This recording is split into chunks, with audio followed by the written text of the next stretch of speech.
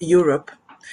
And so there's a lot, in my view, that I am learning, which can inform the African Renaissance. That's where I'm coming from. I specifically look at indigenous healing, the role that the African indigenous healing discourse can inform healing the African nations. So that's in short who I am. Thank you very much for having me. I come from Kenya and Uganda. Thank you. Thank you. We hope in future when we call upon you to share knowledge in Africa, you'll gladly do so. We welcome you to the meeting. Gold, Nigeria, it's also made an entry. Nisa, please introduce yourself. Ibrahim Gold, Nigeria.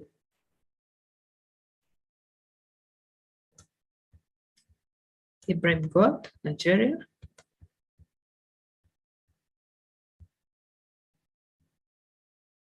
If not, I thought I saw Mali in the house.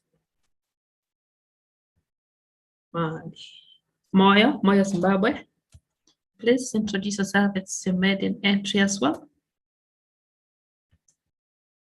Moya, Zimbabwe.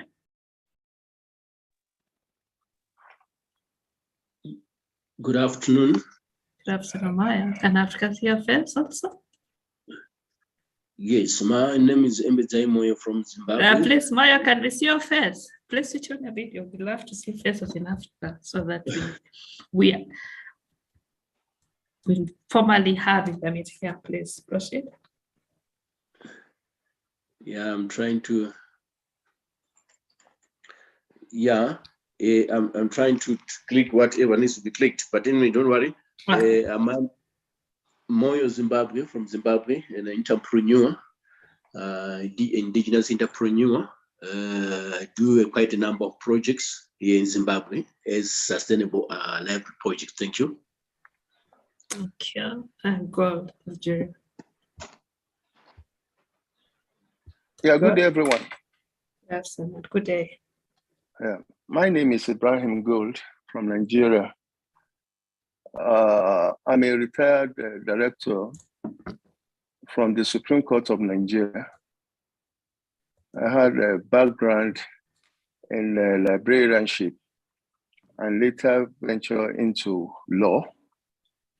So I just stumbled on this program when I visited the Facebook of a former classmate at the library school. That's Dr. Irene Adetimiri. So when I saw the poster, I was just facilitated by the team of the program, that's sustainable transformation of livelihood. So immediately I contacted her that she should send me the link, which she did. So I'm happy to be part of the program. Thank you. Thank you, Dr. Adetimiri, Professor Adetimiri. I don't know if you have to make a comment this afternoon before we move to the programmer. Prof. Irene, you know, you've been quite... I think we should just go on to the program because I'm sure with the different presentations, people may have more time to ask questions. So I just want to welcome all participants for the afternoon session. And I hope that we're going to have, I'm sure we're going to have a more deliberation, like the morning sessions that we had different presentations, which was really interesting and mind-blowing. Thank you very much. Thank you. You know, colleagues, we give opportunity. So sorry, I didn't know that Adetimiri is now a professor. So professor, so you need to bring flowers here and money. You know, Nigeria would love money. Give her all the money, would dispense money to her. Thank you. Congratulations, sir. Thank you. You know, we pride on her as Africa because she's been steering this with other colleagues for the last 2 years. And they're never tired to give in their time. So this afternoon, we have one more presentation, and the colleagues, perhaps I just need to mention that the other presenter, Anthony Bayaki, was to talk about IPR contributions had a problem. He's got, he lost his father, so he cannot join us. We just condoling with him that he lost his father, and we hope that in future he'll come and talk about the same. So the remaining presenter, and then we'll pick the discussions from morning and now, is Shofri, a PhD student at Atlanta International University, US, South Africa. He's also the main author of the book Africa, Where Did We Go Wrong? Part 1. He is a Cameroonian who is based in South Africa. His topic is talking about the African Union Agenda 2063 and African civil wars in the last 10 decades, the needs and impact of the African sustainable development. If you're ready, please, sir, can you take it up if you're ready? Shofir, and you have... Yes, hi, I'm ready. Can you hear me? Yeah, and you have the right to share your screen, if you have a screen to share. I don't know, can you see me now? Yeah, sure. If you want to share your screen, fine. Of course, I want to share my screen. I'm looking at...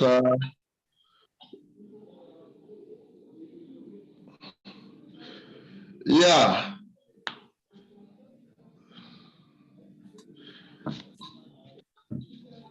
Yeah, proceed. Okay. I'm trying to share my screen, but I'm not seeing the icon. Just below, share screen, down there, the bottom. Oh, yes, share screen. Yeah. Did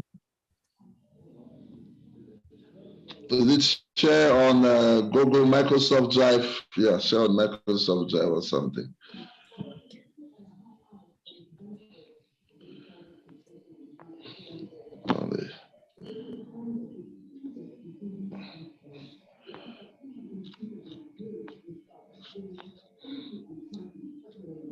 Google Drive, photo. If it's giving you challenges, either you can email me as you start, then I can project way from my end. Okay. I'm trying to look at the icon. Or you could just share it, then later you can share the PPTs for circulation. Okay, I'm trying to share on Google right now. It's taking me to...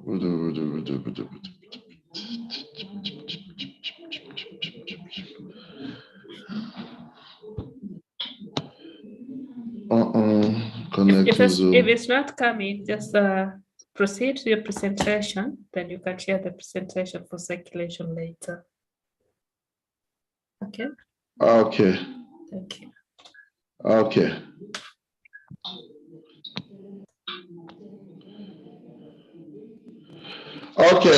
White technology is failing us. Greetings, everyone. Greetings from Johannesburg. I am sitting in Sandton, the richest square miles in Africa.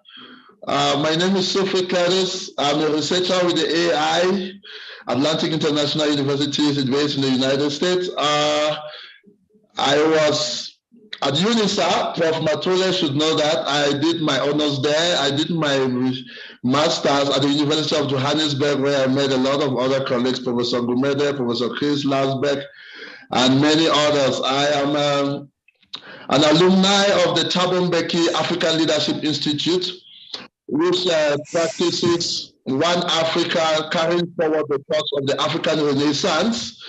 And we are trying to fit the youth within Africa at a moment where more than 3,000 Africans drowned at the Mediterranean in 2021. Those are the statistics for the bodies that were found. At the moment where Africa is being transformed, we're talking about sustainability and transformation of Africa within a livelihood. And we are looking at the dispensations where Africans are still 2 steps forward and 8 steps backward, economically, politically, and socioculturally. So when I saw the topic still going on sustainable, I had to put in my own topic, the AU's Agenda 2063, which was coined in January of 2013 under the auspices of Dr. Nkosazana Dlamini-Zuma when she was the chairperson of the African Union Commission from 2012 to 2016. So the AU's Agenda 2063 and Africa's civil wars. In the last 10 decades, the myth and impact on Africa's sustainable development. At the moment where we are talking today, 27th of July 2022, there are more than 10 civil wars in Africa. I was born in Cameroon. Because of my political views, I was chased out of the system. I've got friends, colleagues who are in jail as we speak, who have been in jail for more than 10 years. And it's not well. It's not well in Cameroon in particular. It's not been well with the DRC. Since the 1960s, there was continuous war at the Democratic Republic of Congo, the richest country in the world. And we've not been able to seek solutions. So when I listened to a lot of international dialogues in Africa within the atmosphere of sustainable development, the economy, the infrastructure, the livelihood of the African who lives below $0.50 a day, it's not even $1 a day. If you go to Kenya, you go to South Africa, you go to Alexander, you go to Cameroon, you see people who live in the worst conditions, the biggest townships. You know, whether you're in Mali, I've been to Mozambique, I've been to Ethiopia. The wars in Ethiopia, the wars in the Central African Republic, there's a war going on as we speak. It's still in Somalia. It's still going on. You know, where is it not war in Africa? Where are people not dissatisfied? Is it in Mozambique? Is it in Ghana where people are not dissatisfied? We know wars doesn't necessarily mean the carrying of guns, but we are looking at how do the African people stop going to bed hungry in a situation where we are supposed to be looking at sustainable Africa, the infrastructure. Do we have the infrastructure? Do we have the economy? Do we process our own food? How much commodity do we export as reverse of processing here within the continent of Africa? So I'm looking at the challenges, the myth, and the impact of Africa's sustainable development. The Agenda 23 that was coined in 2013, it's got its aims. There are about 7 aims: sustainable and inclusive development and economic development within the African continent, industrial growth, manufacturing power, a masterclass, tourism, hospitality, a united Africa per se politically, a United States of Africa with one currency, one president, one union, one people, one border, education, and all of that. Those are some of the aims of the Agenda 2063, which was signed and adopted in 2015 by more than 40 members of the African states. But today, when I look at it, it is a sham, it is a myth, because Africa is still plunged with diseases. Our continent is still plunged with civil wars. Our universities can still not graduate. Those who are graduated are not employed. You still look in South Africa, we are sitting at more than 40% unemployment. In Cameroon, it's about 60%. In Ethiopia, it's 30%. In DRC Congo, it's like more than 60%. So we start looking at what type of sustainable development do we need in Africa, and how do we go about it? If we have more than 10 countries at war, the DRC, the Central Africa, Burkina Faso, Chad, Ethiopia, Burundi, Somalia, Nigeria, the issues of Boko Haram, the issues of oil, the battle in South Sudan, in Sudan, the Mandika versus the Remos in Cameroon. It is the Anglophones that were colonized by the British, and we have been dominated by the majority of the French people, and we have more than, in my country, more than 40,000 Cameroonians who speak English from the minority Anglophone section of the country. That makes up about 8 million incarcerated. I mean, more than 200,000 are dead since 2016. So now the Anglophone section of the country is asking for, the intimidation has been going on for 60 years, and they are now asking for an independence of the southern part of Cameroon, which they call Ambazonia, which I am part of. You see, so as we speak to you today, the French president, for example, is in Cameroon, fueling the flames. There's not going to be dialogue. It's going to be more dictatorship. And where do we go from here? When we do realize that the Africa we want, coined by the Agenda 2063, is the Africa I want. I want an Africa that is sustainable in food resources. I want an Africa that is peaceful. I want an Africa that Kenyans can trade with Cameroon, and Cameroonians can trade with Nigerians, and Nigerians can trade with Ethiopians, and Ethiopians can trade with Ugandans without border taxes, without a lot of policy on the borders. I want an African that my kids, your kids, our grandkids will be able to move around the continent without being asked for visas, without being asked for permits, without being asked to apply and wait. We want an Africa where we'll be able to process our own crude oil. We want an Africa where we'll be able to process our own cocoa, our own coffee, our own vegetables, our own mineral resources. We want an Africa that can only export 30% and enjoy 70% and process them here and then sell them as processed materials. We want an Africa that will be politically recognized by the African people, therefore not allowing Africans to travel and die in the Mediterranean, 3,000 every year. Those are the statistics that are being recorded. We don't even know the ones whose bodies are not seen. We want an Africa that is economically sustainable. We want an Africa that is socioculturally diverse, where we sell our culture.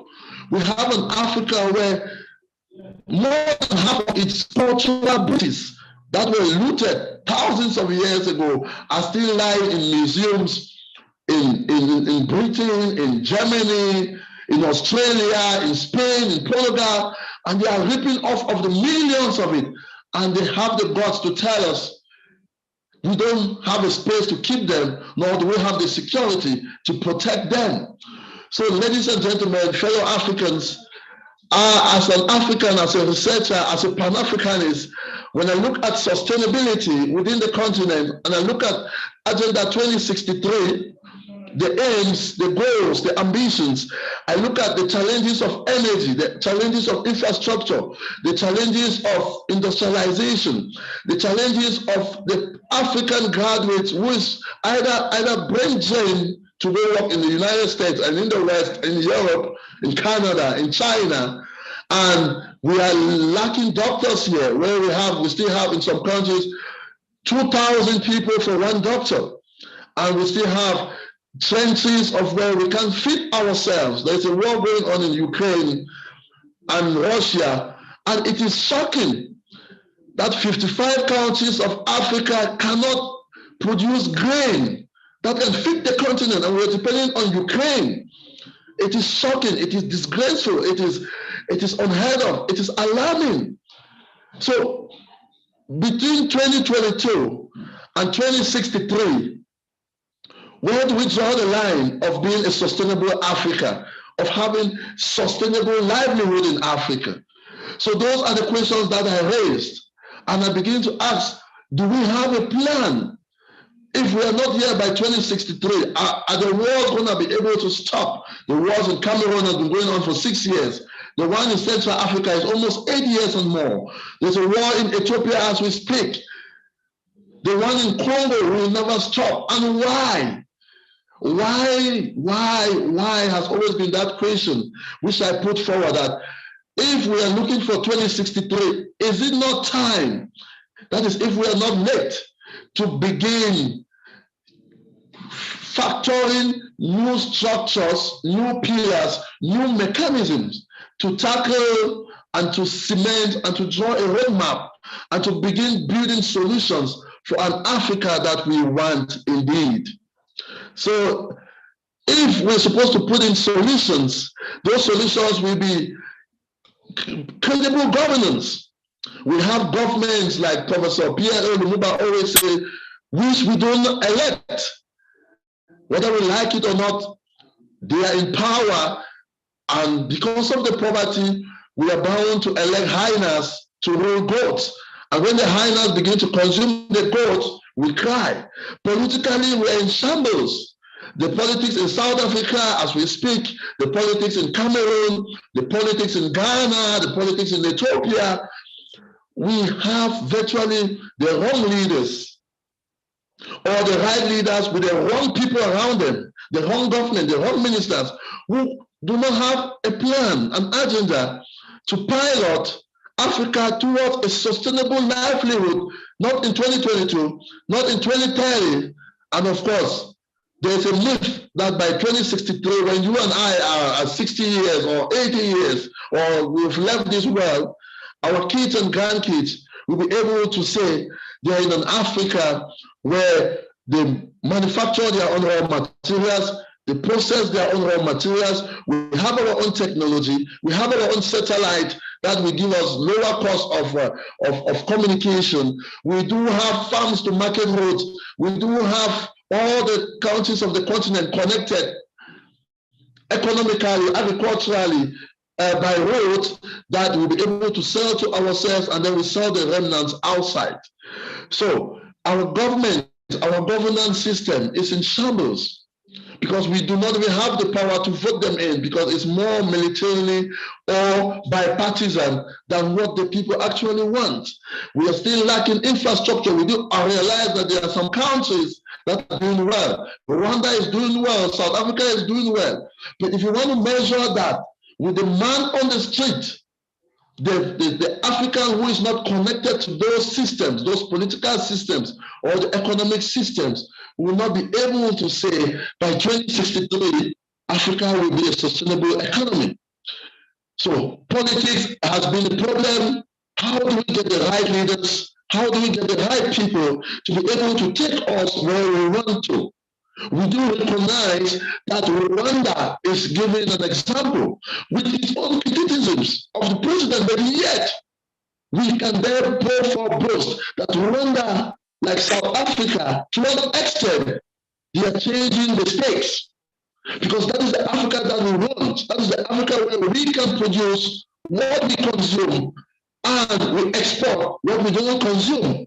Because at the moment, Africa consumes what it does not produce and produces what it doesn't consume. And we send them outside. We export our coal. We export our diamonds and our stuff. And they come in 30,000 times, which we can't even protect. We can't afford to buy. We can't afford to enjoy. Energy. We have a lot of rivers. We've got a lot of waterfalls. We've got the sun, for crying out loud. The continent with the highest sun, but we cannot use that, our wits, our intelligence to come in with the solar power to help us garner energy for our African community. So my topic again, the AU Agenda 2063, Africa's civil wars in the last 10 decades, the need and impact of Africa's sustainable development. Are we going to have a sustainable Africa by 2025, not to even stress to 2063? I doubt it. I doubt if we'll be able to realize that. Okay, now that we know that it's a challenge, how do we begin to fix it?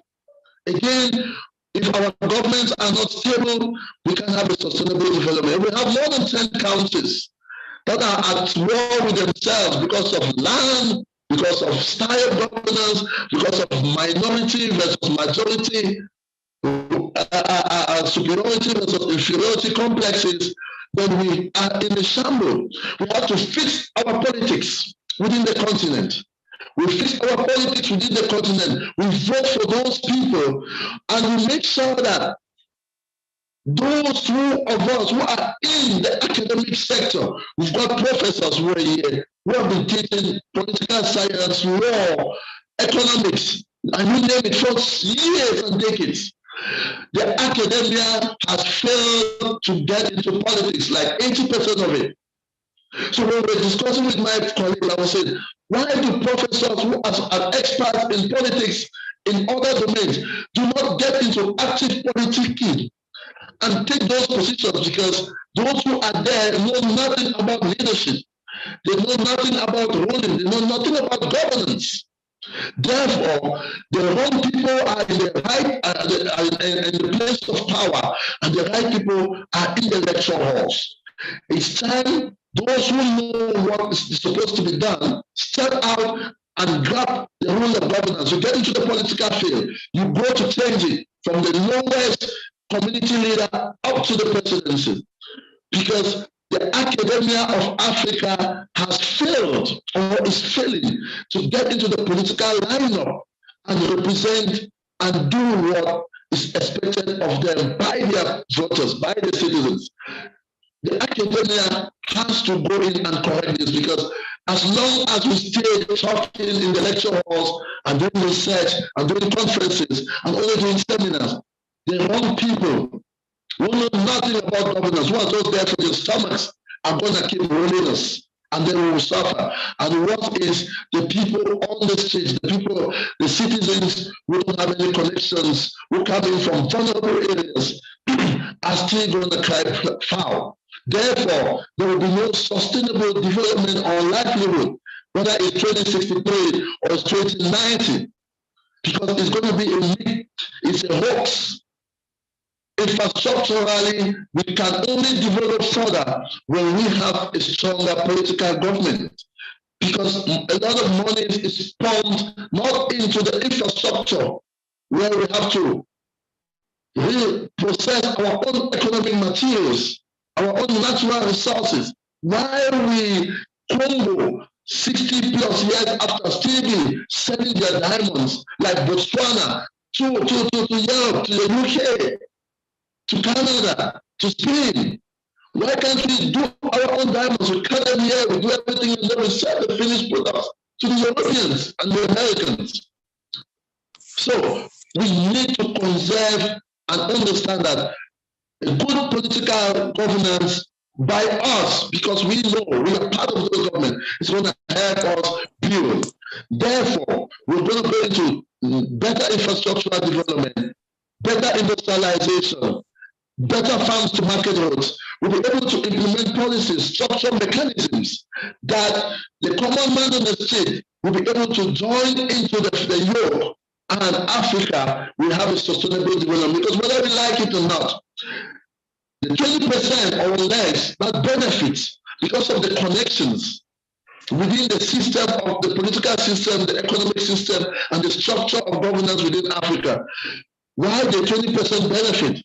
80% that languishes in poverty, those who are trying to cross to the Sahara Desert, through the Mediterranean Sea to get to Europe, they are still going to be the backlog that we have. That's why we have high crime waves, high kidnapping waves, high poverty, high unemployment, and all those things manifest into a yoke of underdevelopment that we see. Because if the few Africans that we are successfully make it, and the majority still in slumber, in poverty, and when they fight, it's going to be us all that suffer. So, OU's Agenda 2063 is much of a myth and a hoax at the moment, in my personal view. But there is hope. There is hope that for the past 10 decades, with civil wars going on, including me, affected directly, and many other young Africans, intellectuals, colleagues who are in jail for saying the right things. Thousands of our brothers and sisters are dying in the desert because they are looking for sustainable livelihood. It is rather unfortunate that is a big irony. Africa that has everything finally ends up having nothing. And if most of the independence that were achieved in 1960s from 1957 with Ghana and up to 1960s with other countries, including Cameroon, Mozambique, Zimbabwe, and others. 60 plus years after, we are still battling to survive economically, politically, socioculturally. Then we have a lot to do. We have to change the systems of reasoning, the systems of our education, the systems of our participation. And of course, we have to understand that if we do not change the solutions to our problems and keep using those solutions to the same problems, there's no way forward.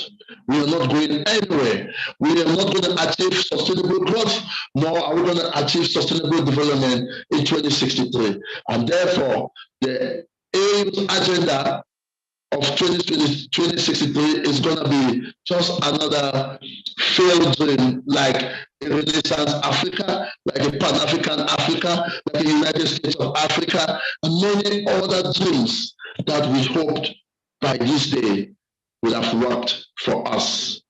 So, ladies and gentlemen, dear colleagues, senior colleagues, we have a lot to do to save our continent. Thank you very much. Whew. That is an African speaking from the heart. Thank you so much. You're free. Thank you for that powerful submission. Of course, you're addressing all aspects of Africa from the socio-economic and political perspective. And if all this is addressed properly, then we should be able to achieve Agenda 2063 as Africa. Let's open the floor for comments and questions. And before I take the answer which will be raised, I want to get comments from colleagues whose countries have been mentioned here. Tirsit from Ethiopia, I would want to know what you think in relation to the presentation. Are you in the house, Tirsit? Tirsit, did you drop? That was it. Tirsit was here. She dropped. Huh? Tirsit was here. She's from Ethiopia. I wanted to get her views. Okay, I'm opening for comments. There's a hand up. Now, the rest of us, please, let's use the emoji. Dr. Subat, please, ma'am. Proceed. Thank you very much, Dr. Sufri, for the good presentation. I can deduce that the presentation is based on the sustainable development in Africa. You talk about the 23 agenda, which was brought up by the African countries in 2013 and was raised and signed in 2015. The agenda of this very 2013 up to now has not been realized by the African country. And now there is vision for 2063. Since that of 2015 has not yet been realized, and another vision for 2063 is out. Tell me, where are we going in Africa? In the area of education, we lag behind. In the area of health sector, we lag behind. In the area of agriculture, we lag behind. In the area of infrastructure, we lag behind.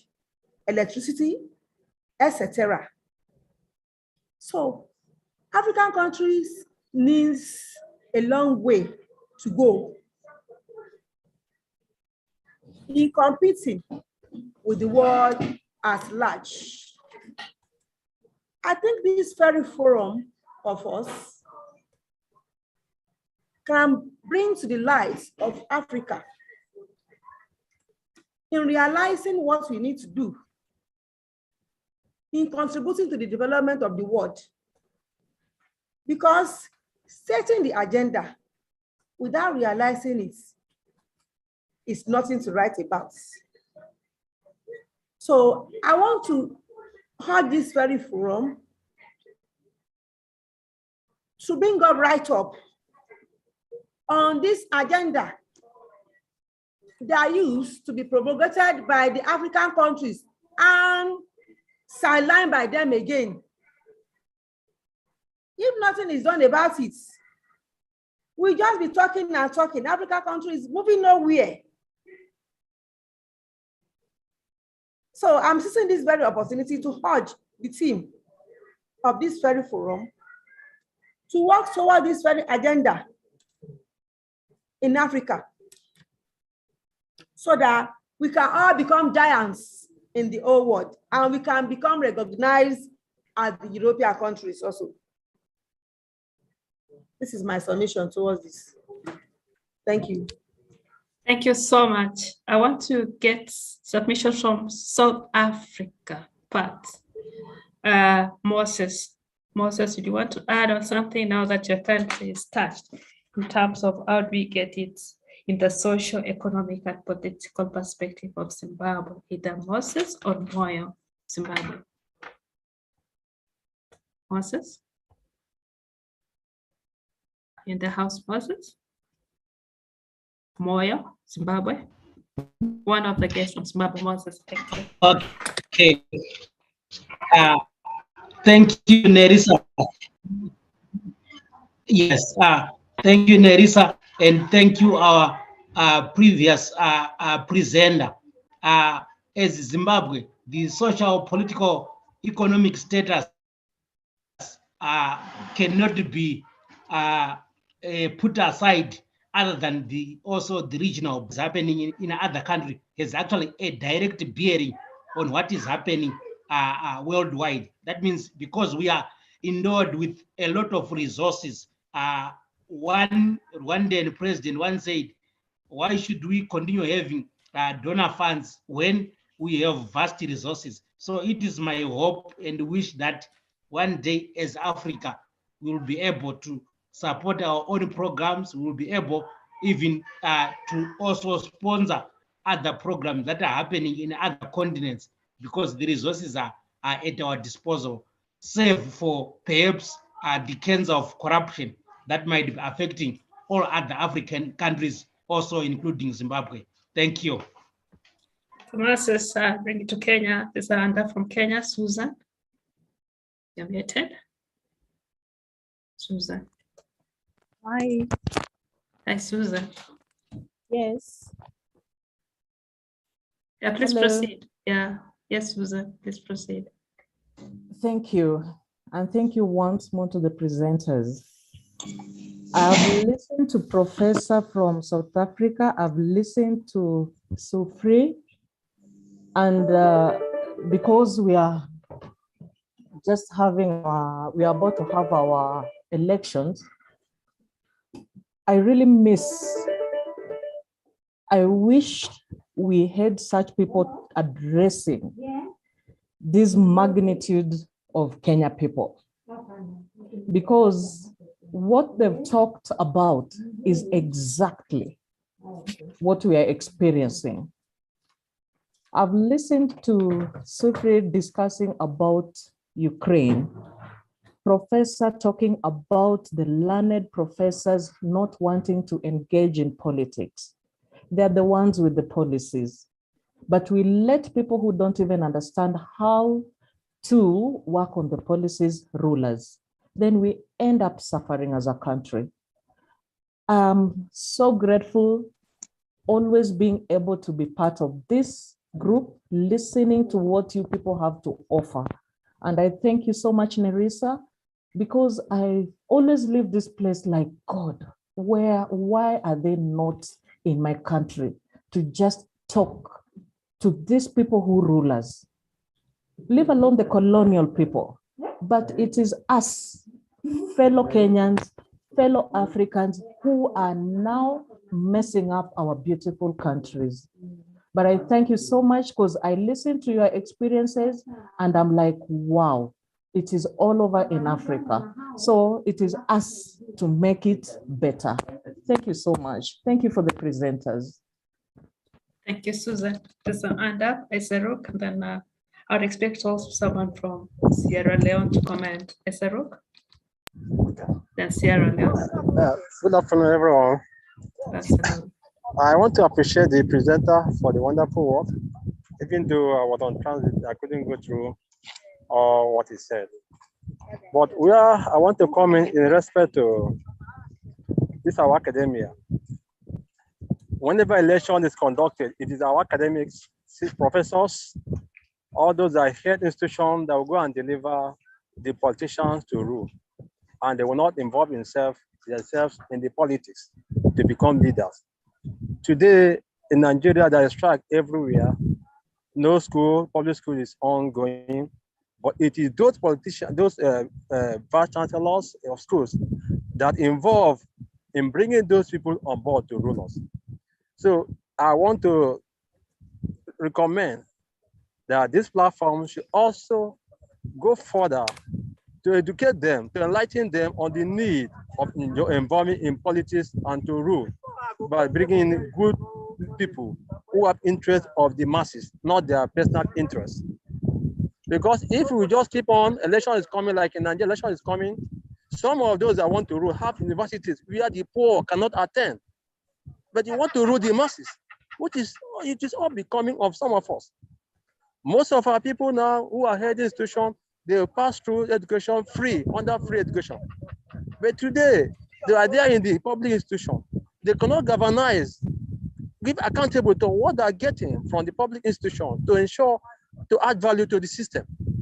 Government pays them, government gets some of the subvention. Then what are they doing with the resources they are getting from the institution to make sure the institution work, or to find a way, an economic way to improve the system than relying totally on the government? These are issues that have been burning everywhere in our African country. And so my submission is that let us governize and advocate for more of our people who have the interest of the masses in mind to involve in politics, to see how they can use their own way to bring our people who have interest of the masses, not their personal interest, on board, so that the narrative will change. Otherwise, if we keep on bringing the same group of people who have been in hem of fire for years to be the same people to rule us, the system will remain the same. There will not change because they are still turning down within themselves. When they want to go, they will bring in their cronies, the people they like, to take over from them. So my suggestion and my submission is that let us continue to advocate for our professors, our elder scholars, to involve in politics, not just going to deliver their people. Let them be there to add value to the society. Thank you, and thanks, Africans. Thank you, Zaruk. Taking back to West Africa, Sierra Leone, Jeremiah, can you contribute to the presentation from the perspective of Sierra Leone as well? You're muted. Yeah, no, good afternoon. Good afternoon. Good afternoon to you all. Yeah, I just want to join the queue of my colleagues and Susan from Kenya and my brother that I've just submitted from Nigeria. You know, we are living in a different location, but as a continent, we are all going through the same problem. Like what Susan was saying, you know, allowing the wrong people to rule us. Like based on our own experience here, people who have been on the ground that know the problems of the local people, when it comes to politics, they are on the left-hand side. So people who are from the diaspora, when they came, they assume power. What they do? Whatever resources they acquire, take it back to the West. So like in the area of this, and when this professor was making his presentation on the area of this food insecurity, in our country here, you hear the Minister of Agriculture that we have invested $3 million, $4 million in agriculture. But in the end, what will be the outcome? Maybe they spend $3, $4 million on agriculture, but at the end, you will see nothing on the market. So you started wondering what is happening.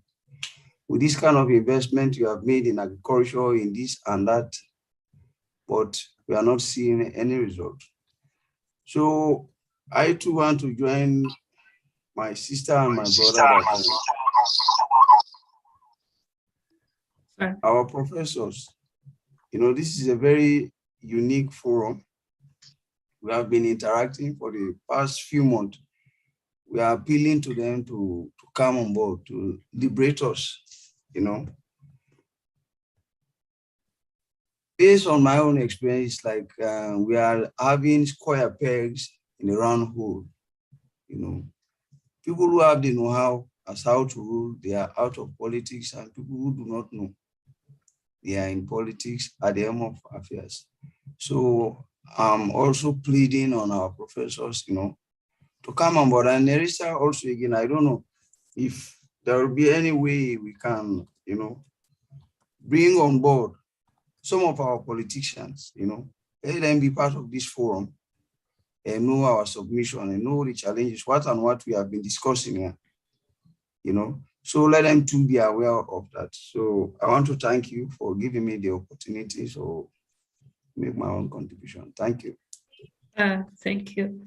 Of course, the part of politicians, we brought them as part of indigenous communities. So one time we've had 2 senators from Kenya, and I'm happy because we are taking the direction of policy. We already have the ambassador, His Excellence, was in the morning from Namibia, the ambassador to China.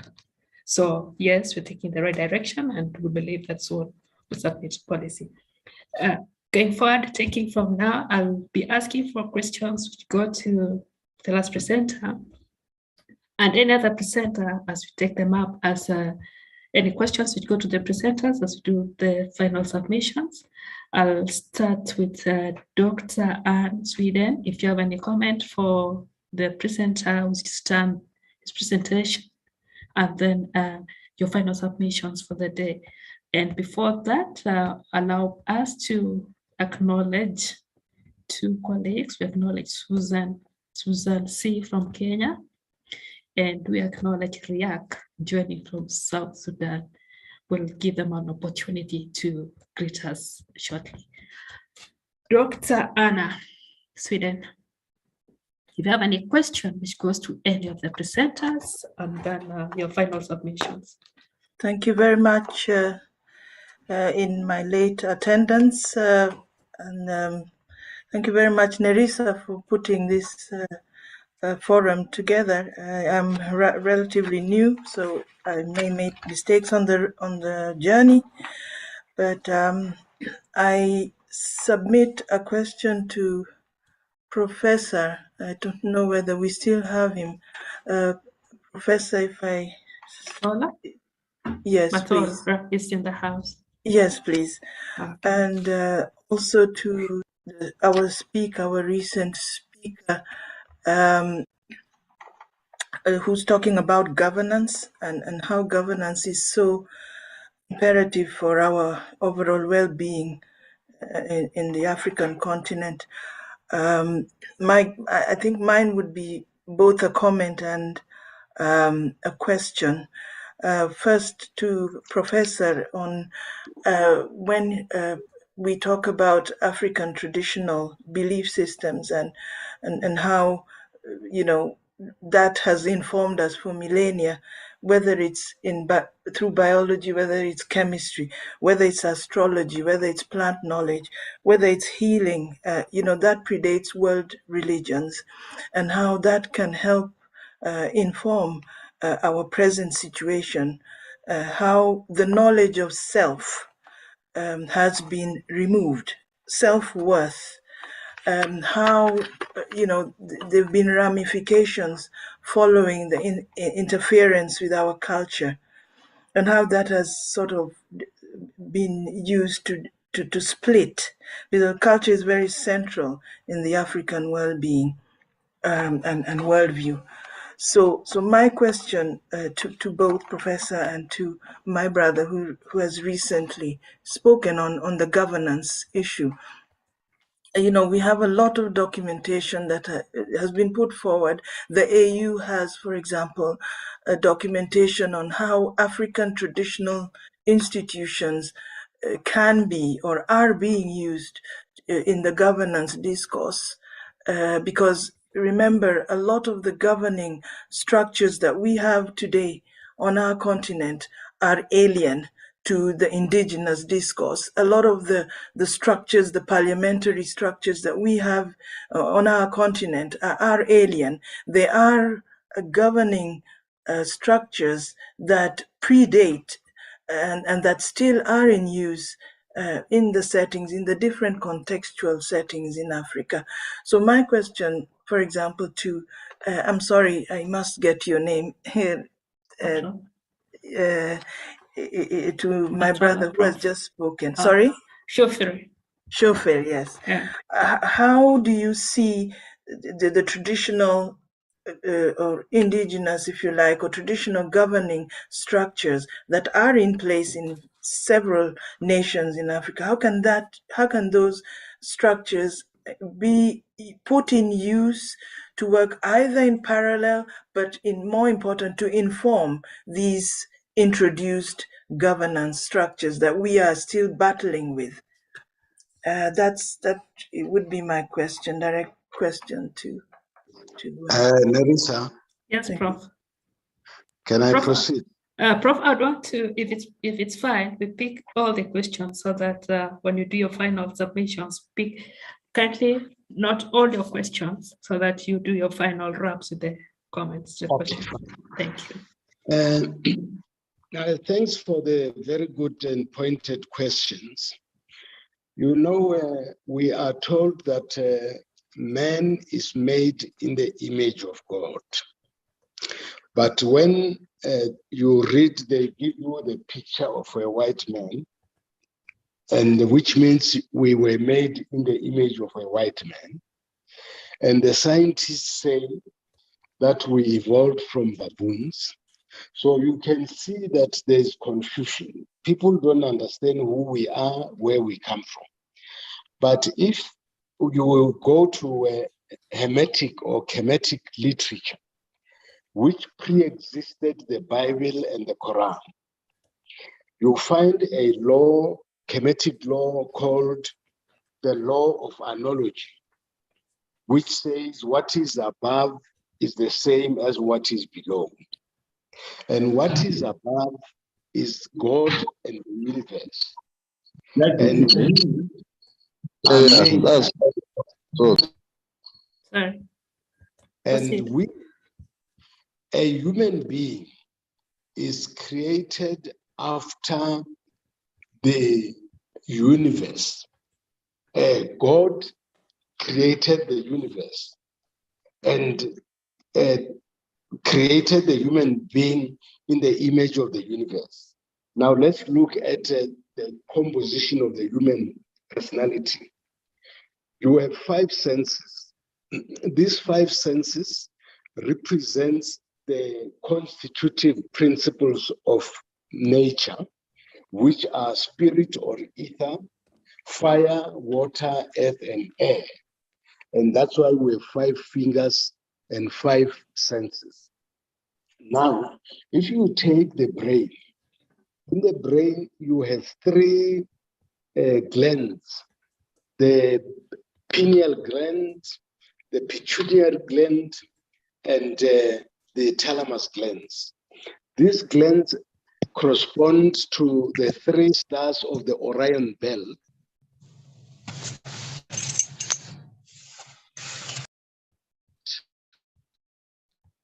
That's proper.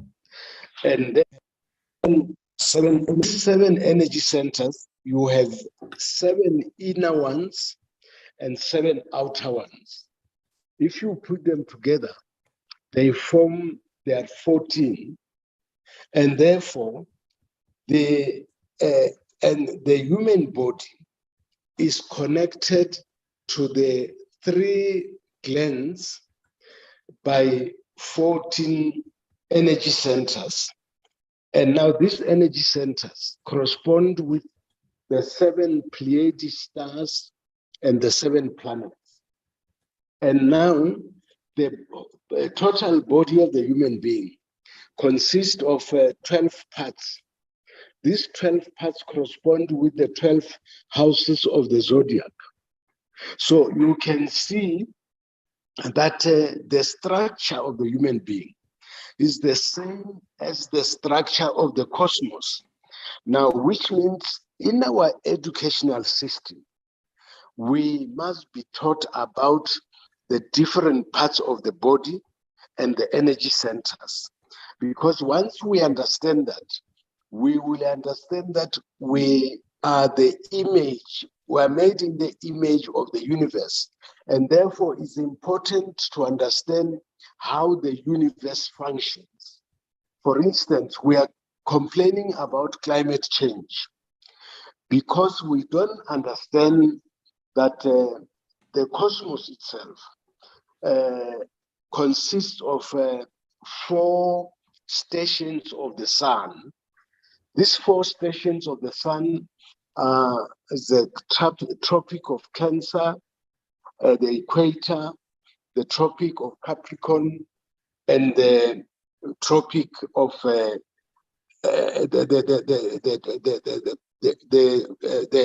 equator. And these 4 stations of the sun correspond to the what do you call the solar equinox, the solar, I'm sorry, the solar solstice, the winter solstice, the spring or vernal equinox, the summer solstice, and the autumn solstice. And then you have a lunar year, African lunar year, which is divided into 3 seasons, this, which is the plowing season, the harvest season, and the initiation season. So in other words, we need to understand, the universe is like an engine. We need to understand this engine because that engine also governs our bodies. That's why, for instance, for a woman to menstruate, she must be aligned to the movement of the moon. And a woman who can menstruate cannot give birth. The waves in the sea, they move as a result of the influence of the moon. So what is below our lives are controlled from above. And that's why, for instance, we have certain rituals. You have to pour libation. When you pour libation, you are sacrificing to Mother Earth. And then you have got to pour water to the 4 quarters of the world, which corresponds to the 2 solstices and the 2 equinoxes. But now the Western world has cut us away from our understanding of the self and the universe. And they have made everything mechanical. They've taken spirituality out of everything. So that's why Africans are suffering from identity crisis. We don't know who we are, but actually, if there are people who can explain to humanity what humanity is, where humanity comes from, it's ourselves. That's why, for instance, our indigenous knowledge, it's not called science. They just say it's indigenous knowledge to make it inferior to science. Anyway, let me come to the second part about the institutions. Thank you. You see, this so-called democracy, where they say every 5 years you must elect people, is now creating problems in Africa. Because as Africans, we have a system of governance which was based on the monarchy. And even the word Africa, the root of the word Africa is Ra. Ra is the sun. And then if you say Afura, which is land, that means the land of the sun. You say Africa, the land of the spirit of the sun. And then the sun is the child of the Queen of Heaven. So in African system, the ruler, the king, has a queen mother, and the king is an earthly representative of the sun god, which is surrounded by 4 spiritual beings which govern the 4 quarters of the world. And these 4 beings are surrounded by the 7 stars, Pleiades stars or circumpolar stars, which are surrounded by the 12 houses of the zodiac and which connect to Earth through the 7 outer planets. So you can see there is a system in the universe after which the African governance is modeled. And even the church is modeled after that system. For instance, you have the Pope, you have the 4 cardinals, you have the 7 deacons, you have the 12 elders. It's all modeled after the universe. And governance on earth should be similarly modeled. But we create many political parties which are funded by foreigners. And then if you elect a person who is not supported by these imperial powers, they organize a coup and kill you like Lumumba, and they stage a coup like they did with Kwame Nkrumah, and they put puppets like Mabuto Sese Seko, and therefore there will never be peace in Africa unless we develop our own models of governance. For instance, thank you, Prof. I want to take for you more other questions from colleagues. Okay. Yeah, so that I think the best direction is we take all, and then I'll have all the speakers last, so that any other question which comes to you, if you can note it, I'll appreciate. Just write it, take notes of it, so that you can respond to all your questions, including all the speakers in the house. Feel free, and Professor Mwan, I think she's in the house also.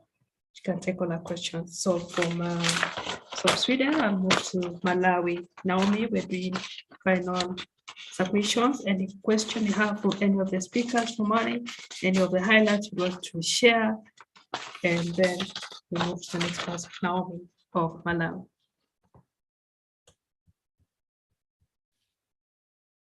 If Malawi can't hear, Epose, Botswana. Posting in the house. Botswana.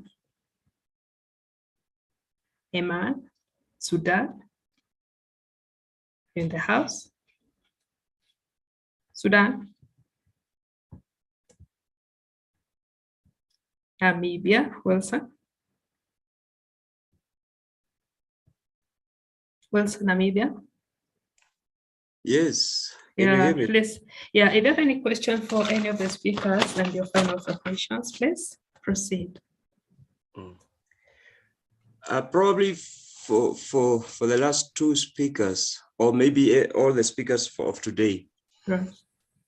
I think the final observations, I can do them later, isn't it? I can just. You can do them now. We are doing all the final submissions as well. Okay.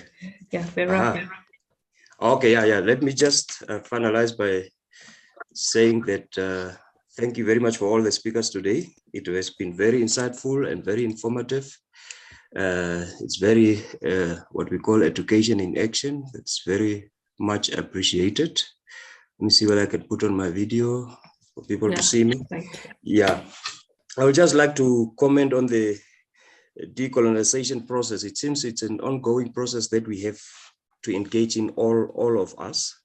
And I concur with Prof. Wane from Canada and all the other speakers. They also alluded to it, and that's we need in this self discovery process. It's one of the ways that can help us to decolonize. Really, we should start knowing each other, or first start with yourself, knowing yourself in this decolonization process, and then start knowing your neighbors, start knowing the other groups outside your groups. That's now the tribal groups or ethnic groups or whatever they are called around the world.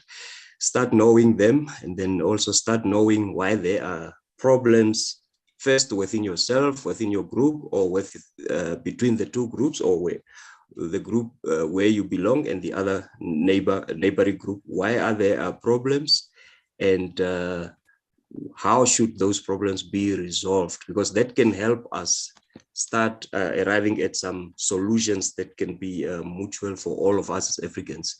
Because currently we are, as Prof. Wane said, we are in this colonial sickness, and that's a very serious point, a very serious issue that Prof. Wane mentioned, colonial sickness. And that is the one causing a lot of problems in Africa. Even corruption itself that was mentioned.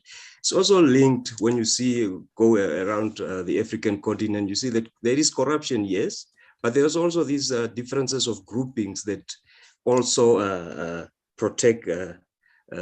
continue to protect this corruption. Things are done in a certain way so that some groups are oppressing other groups. And those are the things that we need to work on as researchers, and also come up with proposals on how to approach these things and to lessen or to reduce them. I can propose that probably also in these decolonization ideas that we have brought up, and I can say all the presenters today, what they presented has to do with decolonization in one way or the other. We should start thinking of also educate our education systems, because these wonderful ideas that we have, theories that we are bringing up, concepts that we are bringing up, they are only known by us as researchers. They don't go to the grassroots. They don't go to the primary school, not the secondary school, not the university. Maybe universities, 1 or 2 departments are tackling it, and it stops there. We should work on a way to try and bring the knowledge across the board, to everyone across the board.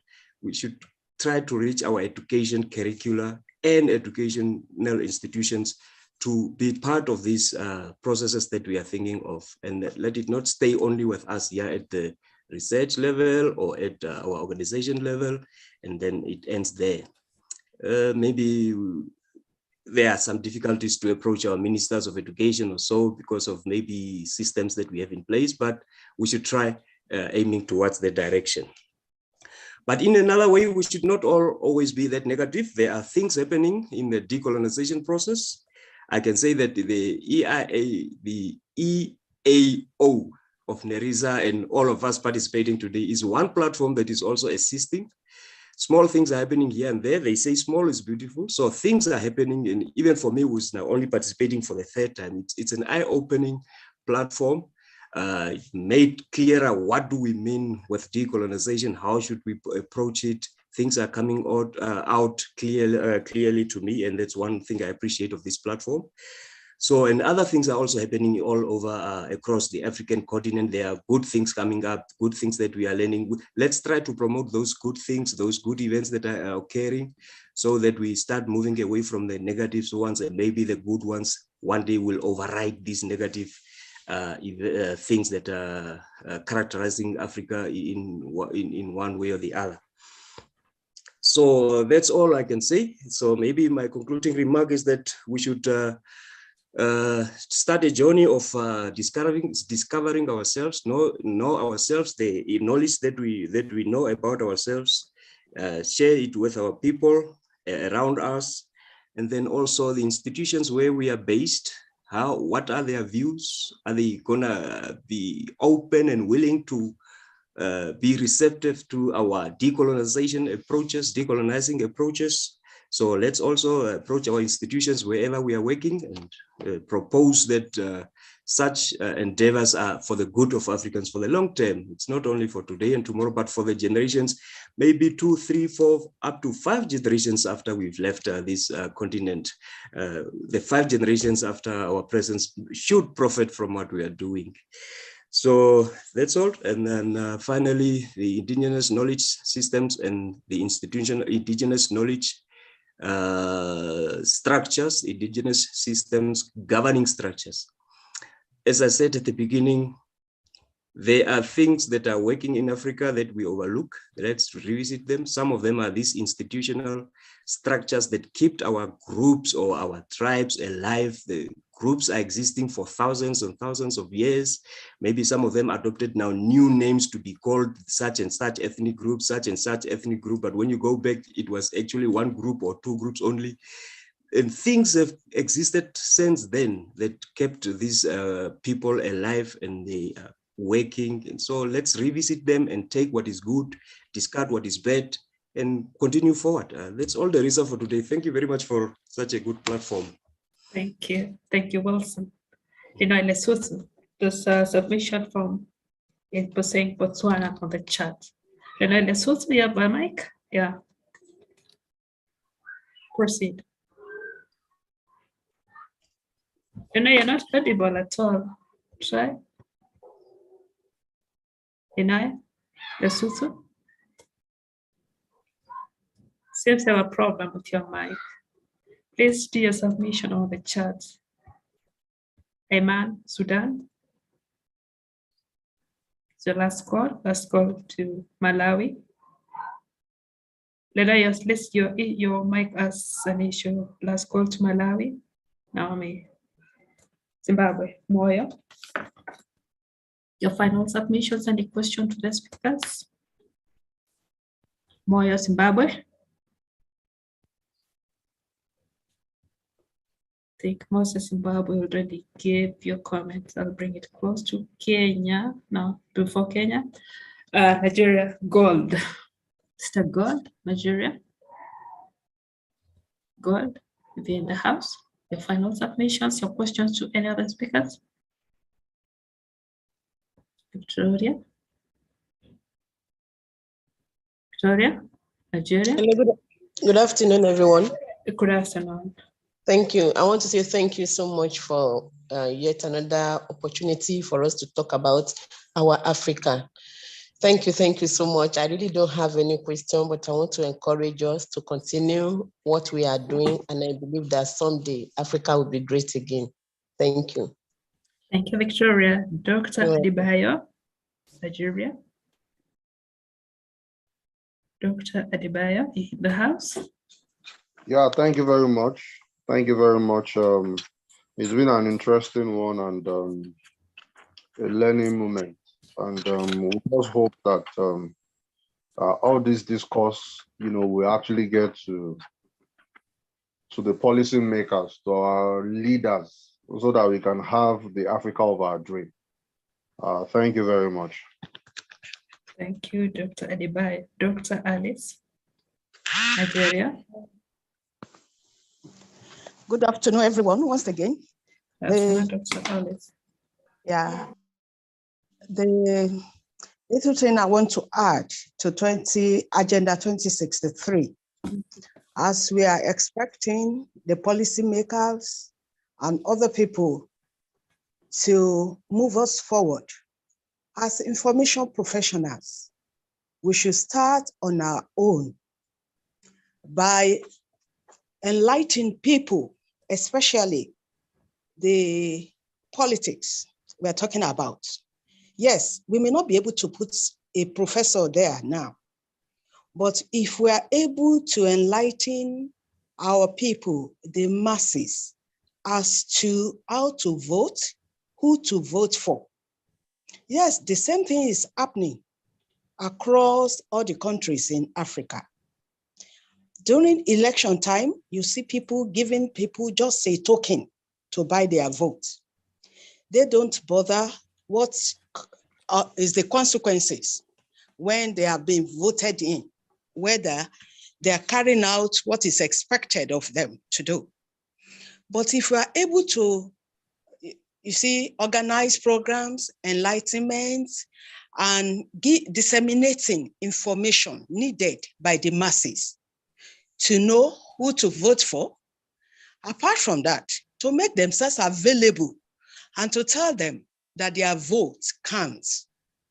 They should not sit and fold their hands, and they should not be bought over because of a Congo of rice or 500 naira in Nigeria currency. I wouldn't know the equivalent in other countries. So what I'm saying is this: as information professionals, we should put in our effort we should contribute by carrying out enlightenment programs to our people.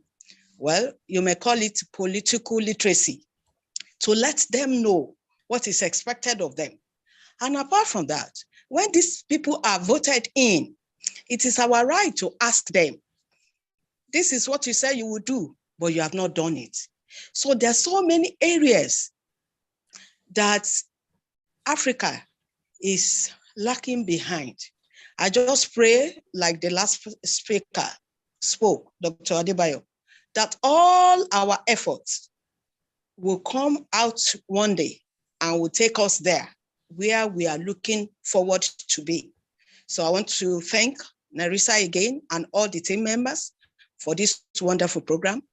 And I pray you will continue and we will get there. It may not be a journey of 1 year or 2, but let's start from somewhere and let it start from me. Let it start from you and we'll get there. Thank you very much. Thank you, Dr. Alice. David, are you in the house? David. Okay. Not in the house. Dr. Oname. In the house, Dr. Oname. Dr. Smith. Dr. Smith in the house. Okay. Don't think I've left in Nigeria. Let's call to Gold, Nigeria. I'm leaving Prof. Oh, I'm leaving Prof. Irene on purpose. Pastor Charles. Hello. Hello. Yes, Dr. Oname. Yeah, everything went on well. But we have to put ourselves as leaders of our own right and move this great continent forward. Thank you. Thank you very much. Pastor Charles in the house. Charles Ghana. Hello. Hello, Pastor Charles. Thank you very much for this very, very insightful and instructive program. I thank you and your team, Nerissa, for all that you have done, bringing together such great minds to speak to us and to deliberate with us. I just don't have any questions, but I just have a few observations. Among them is the fact that the arts have a very important role to play in all this discourse. And it's very critical to involve them in whether it's politics, whether it is education, whatever it is. It's important to bring in the people of the arts, musicians, poets, story writers, storytellers, and all these kinds of people, movie makers, so that the re-education of our people can be accomplished. As you know, many of us have to deal with bread and butter. And so when it comes to, for instance, when it comes to politics, once a little is given to them, they take it and vote whoever gave it to them into power to plunder. And some people outside Africa have used these means to make Africa more and more impoverished. And so I would suggest that if possible, let's bring in the people of the arts also to look at Africa, the things we have, the things our ancestors have been involved in, which has made Africa stand out. The people who came to Africa, one musician in Ghana once said in one of his songs that the white man came to Ghana because of poverty. It's not something I can contest. But the point he was making is that a need brought him to Africa. And if Africa at that time was rich enough to encourage him to come down, and gets our resources, then it's important for us as Africans to respect these resources and do something with them. It's also important to us as information people to also look at how we personally can engage in Africanizing ourselves and our families. For instance, what are the names that your children bear? What kind of clothes do you wear? What kind of things do you speak about? I remember Prof was talking about people's names. I also want to talk about the ability to speak my local dialect and to speak it at home so that my children especially can learn these things. God created the African and he created the non-African. So let's look with respect to our kith and kin, and from there, move our nations, our homes, our families towards what you Kenyans call uhuru. Thank you very much. Thank you God so bless much. everyone. Thank you so much, Pastor. Please, I hope you're going to be here to the end, because today we want to listen to blessings from our pastors because when we'll be closing. Umar Sal of Sierra Leone are in the house. Umar Sal, Sierra Leone. If Umar Sal is not in the house, I've said I'm skipping Professor Irene and the speakers on purpose. I'll think the next is Moyo Zimbabwe. If you have a mic and you want to do your final close, or if you can't, please, all of us, we have submissions on the chat from some Zimbabwe, from Botswana, and from Lesotho. So if not, I'll bring it close home. Kenya. Eunice in the house. You're closing your marks, final submissions, Eunice. Eunice. Edith. Regina. Regina. Yes, Nerissa, I'm here. Yeah. Please, Yeah. you have closing remarks. It has And been an any amazing session. Yeah. No much questions because a lot has been raised, concerns, so we don't need to redo everything all over.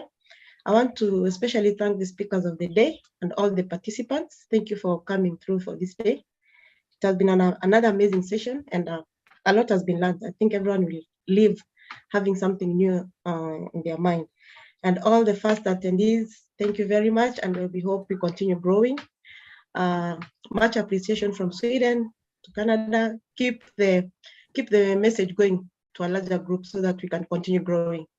And I'd like to echo the sentiments of Wilson. He has really brought a lot of observations, which I think we'll also put into thoughts. And Pastor Charles? That's also another great observation. I think Nerissa will take note of that so that we can continue growing the minds and the knowledge into a wider perspective. So I don't have much to say. Much appreciation to Africa. And as you depart to your various destinations, I wish you all a good evening, good afternoon to those who are yet to be in the evening. In Kenya, it's almost 5. Thank you very much, and looking forward to see you during the next session. Thank you. Regina, that's my colleague from Information Africa.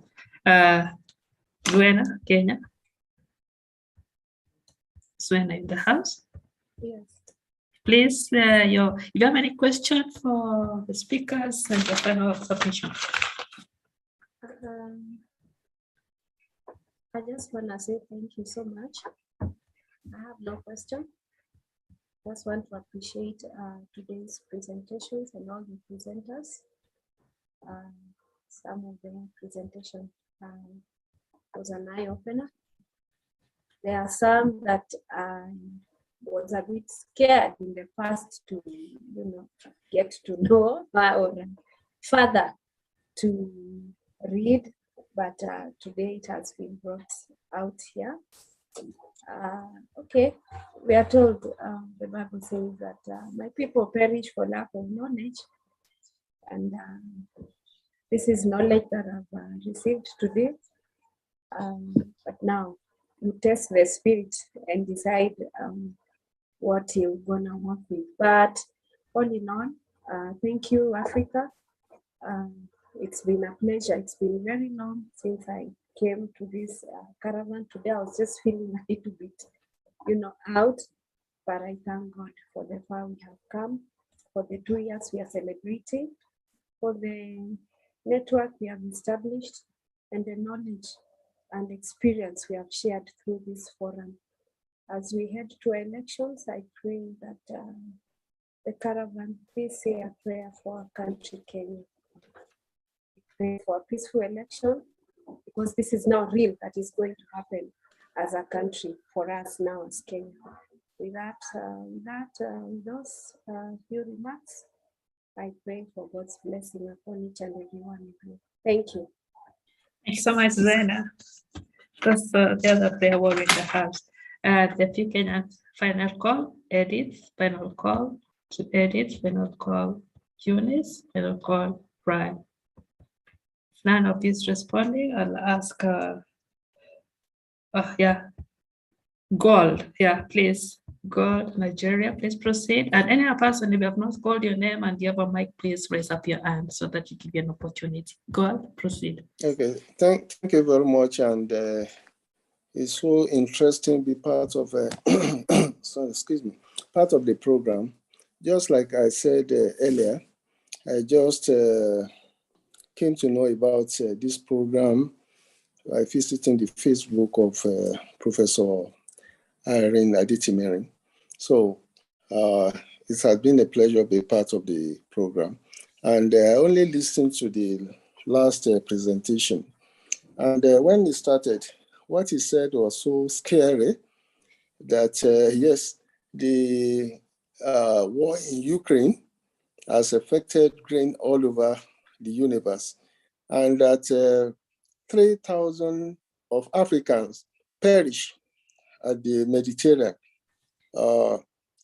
year in, year out. And that is the number that were accounted for. We don't know that maybe double of that number continue to perish. So as an information professional, I think we should find a way of educating. I think the problem here is about education. Africa, education, education, education. So be that as it may. I don't know if I can use this medium.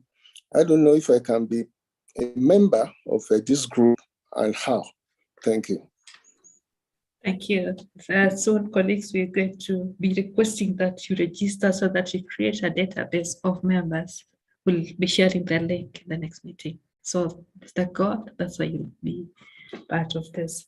There's a new entry, perhaps a blessing. Would you want to say hi to the meeting? I know you didn't listen to anything.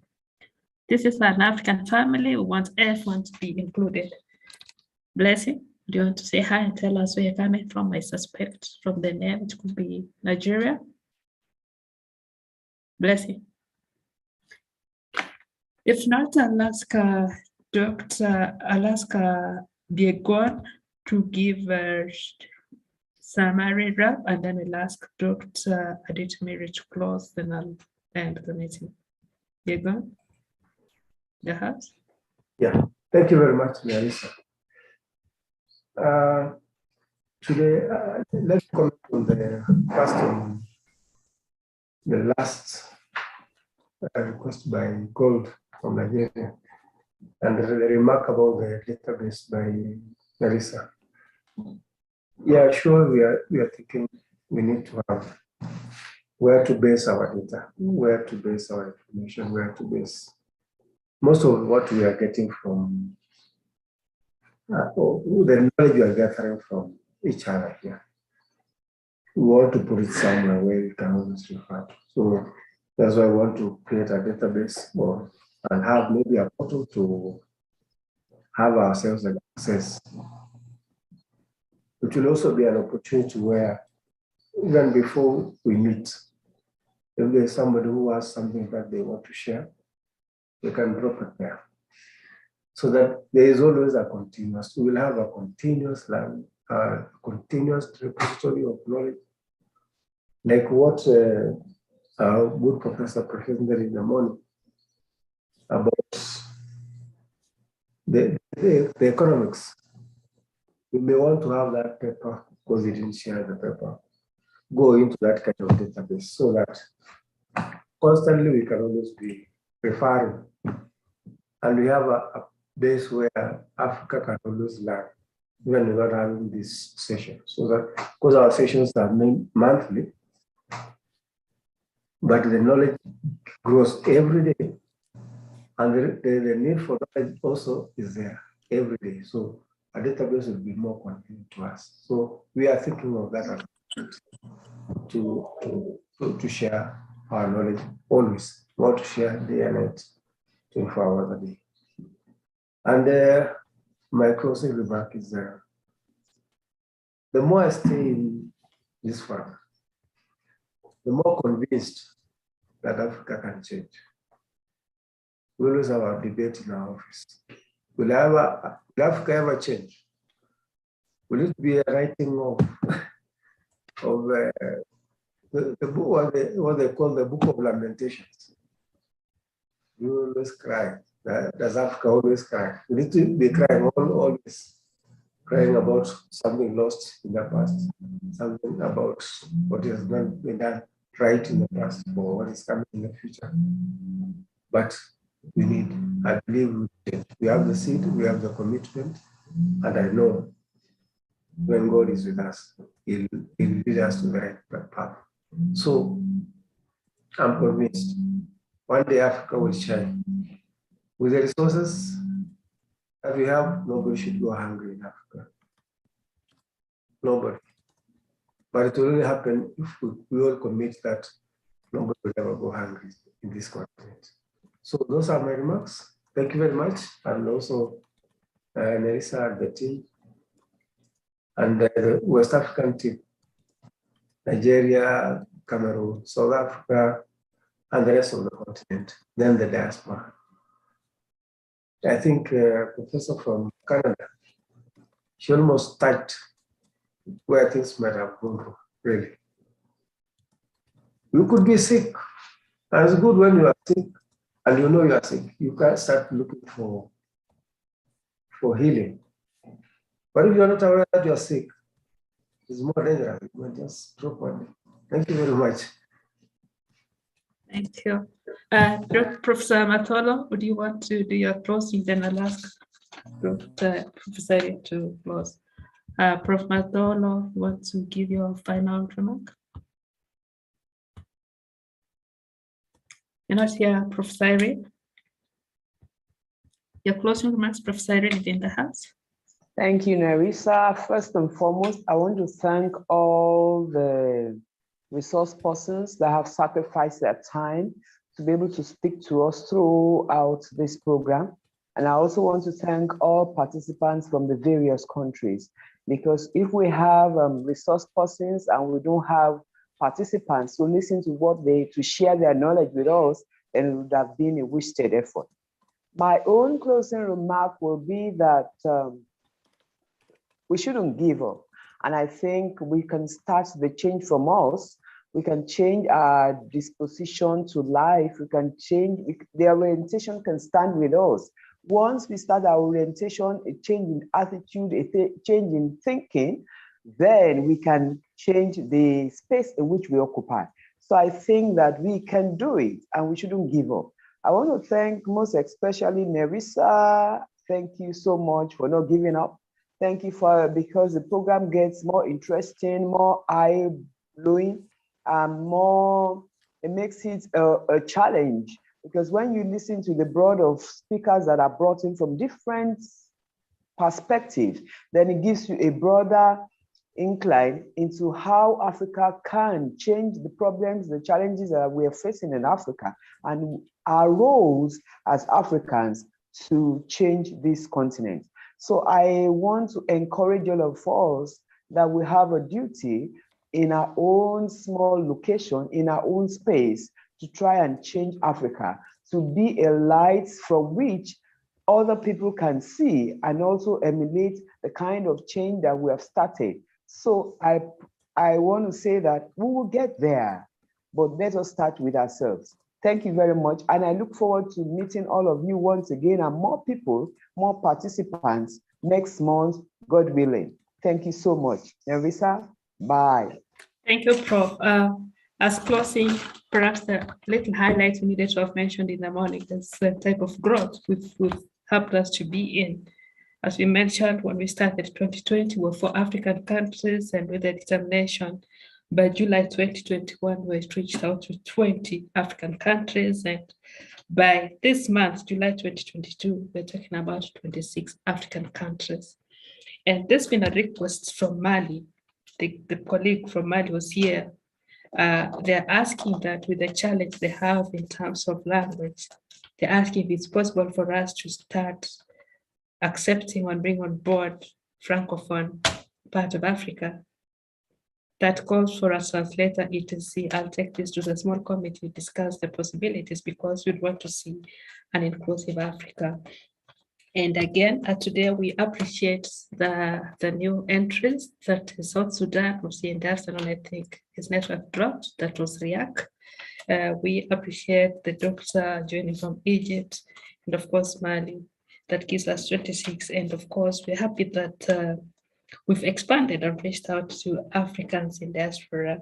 We've reached out to India at some point. We have Canada, which is extremely active.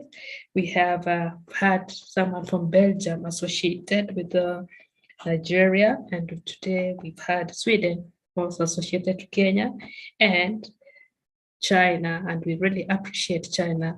And in particular of mention, I really want to appreciate our senior colleagues in the House. We mentioned Professor Irena Ditimere, as we congratulate you on being a full professor. We mentioned Dr. Mose Jama Mose, who is running a program for the book fair, and he managed to join it. They are doing 15 years of celebrations, and I've put on the chat that about 5:15 East African time, that's almost half an hour to go, I'll be in the panel. We'll be discussing digitization and archives. So colleagues, pick the link there, join in. Let's support Dr. Jama, let's listen in and help in shaping the digitization and archives and libraries in Somaliland. I would also want to appreciate the speakers of the day, starting from the keynote speaker, Professor Johnson. I want to appreciate Mr. Shufur. I want to appreciate the other speakers, Professor Wan. We appreciate that she joined in, and that's Professor Wani from Canada, joined in from the diaspora, and we're happy that you're able to link up with Africa and share your knowledge. Also, Professor Matolo, always you've been here and you've been quite supportive, and Africa really appreciates that you're helping us go back to our roots. And topmost, I want to appreciate all of us who've been patient, who keep planning this platform. And on behalf of my colleagues, I appreciate the team which has been working for the last 2 years with me. You know them, Aderonke from Nigeria, Professor Dr. Jemma Nigeria, Biegon Kenya, Millicent Kenya, Regina Kenya, Petani, South Africa. I can't think I've got, and other colleagues. There's Omar Sal of Sierra Leone and other colleagues. And Subeta, you've been helping us to shape this. And please, when we call upon you to help in shaping the team, exact teams, let's do it for Africa. And as we've said again, we're emphasizing that soon we'll share a link in the next meeting so that we register ourselves and know who is in the caravan. Our next meeting will be on 31st of August. And we thank the calendar because then that will be the last Wednesday of August. And you know, Kenyans, we're going for elections. Please vote wisely, and we pray for peace. And that brings to the end for today. I'll request for two prayers. I'll request Pastor Charles to pray on behalf of the Christians. And let me get a Muslim in the house. Either Iman or Umar Sal in the house. Pastor Charles, please go first. Pastor Charles, pray, closing prayer. Please let's pray. We thank you, our Father, for creating us and making us Africans. We thank you for the privilege and opportunity to participate in such an important program. We want to thank you for the team that have continued to put it together for us. We pray, oh Lord, that you will not just give us 26 countries. We pray that you will expand our borders to occupy not just this continent, but the diaspora. As we listen and discuss and ruminate on all we are learning, we pray, Father, that you will help us to take actions in our own small circles and our spheres of influence to be able to cause change, to be the change that we're looking for and cause it among our people and our communities. We pray that you bless each of us wherever we are. A couple of our countries, Kenya, Nigeria, Ghana, and a couple of our countries are going to the polls soon. These are times where we've seen people go into their presidents' homes and cause them to resign and all kinds of things. Father, we pray for a reawakening of the giant Africa. Help us all to recognize our needs in our various countries and vote wisely. Bless us all. Until we meet again, be with us in all our endeavors. We pray in the name of the Father, and of the Son, and of the Holy Spirit. Amen. Thank you. Muslim, is Omar Sal in the house? Call for Muslims in the house. Omar Sal in the house? Or a man from the Sudan?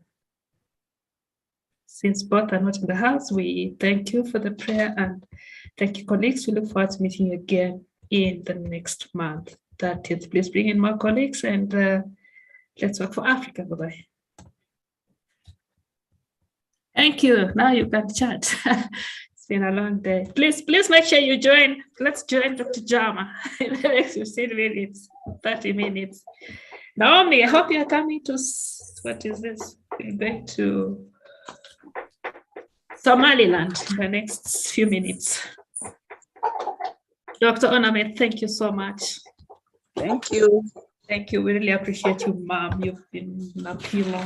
Please appreciate your support. Thank you. Who else needs support? I want to rest because I have another Zoom meeting by 7. Yeah, I'm a facilitator in the next 15 minutes. I'm just talking here, but I'm facilitating for Somaliland. So in the next few minutes, I'll be covered as well, like this. This is how we do it in Somaliland. So I just keep it close here. I need to get a cup of tea, then I'll come and cover myself. So I hope to see Zwena, Regina. Who else is joining us? Naomi Malawi, please join us. This Apple thing, join Somaliland. Let's talk about this thing. Thank you. Zwena. Kwa? Nachoka. Pole, na bado unaenda ingine. Once I'm facilitating, not even just that, I'm a panelist. It shall be well. It shall be well. I'm a panelist in a few minutes. Zwena. Yes?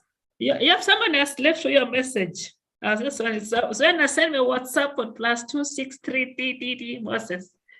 You can't see. You have a message there on the chat. Mentor. Moses.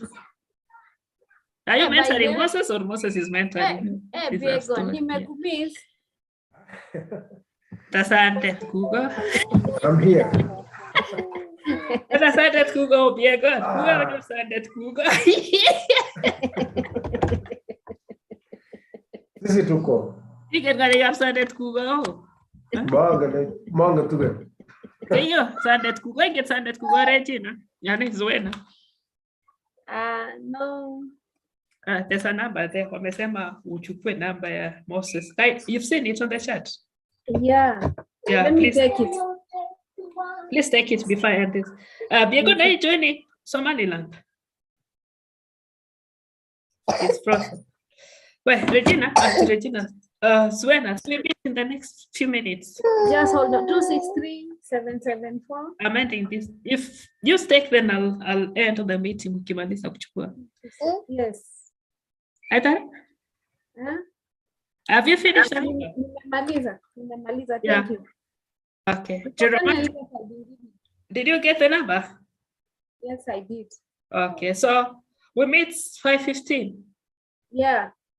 Yeah, Jeremiah of Sierra Leone, we have the next meeting 5:15. I've put there on the chat the link. So you can join Dr. Jama. Bye. 5:15 when? Today? Yeah. 5:15 when? Which date? In the next 15 minutes, in the next 20 minutes. You need to take some tea. Yeah, I need to go make tea. Yeah. I need tea. All right. In the next 20 minutes, we have a meeting for Somaliland, which is taking 1.5 hours. And No problem. I'm one of the panelists. Okay. All right. Power. Okay, Yes. see you. Okay, let me end this official.